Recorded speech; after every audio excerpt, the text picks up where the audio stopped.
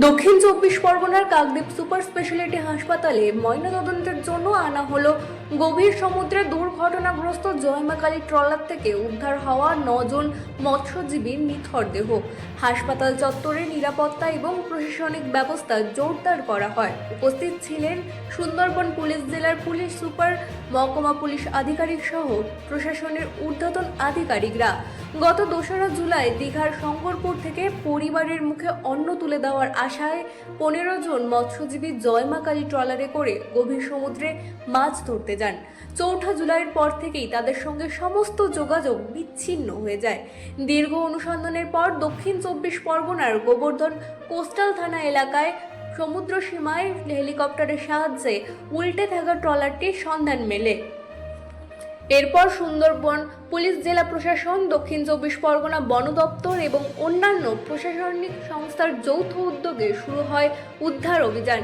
4টি ট্রলারের সাহায্যে দুর্ঘটনাগ্রস্ত ট্রলারটিকে টেনে সীতারামপুর নদীর ঘাটে নিয়ে আসা হয়। উদ্ধার অভিযানে প্রতিটি পর্যায়ে ঘটনাস্থলে উপস্থিত থেকে তদারকি করেন সুন্দরবন বিষয়ক উন্নয়ন মন্ত্রী দীপঙ্কর জানা।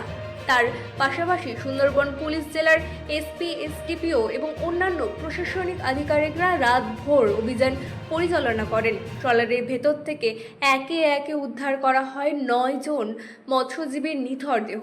প্রথমে উদ্ধার হওয়া দেহগুলি ইন্দ্রপুর গ্রামীণ হাসপাতালে নিয়ে যাওয়া হয়। সেখান থেকে নৌপথে পাথর প্রতিমা হয়ে ট্রাকে করে কাকদ্বীপ সুপার স্পেশালিটি হাসপাতালে আনা হয় ময়নাতদন্ত এবং পরিচয় শনাক্তকরণের জন্য।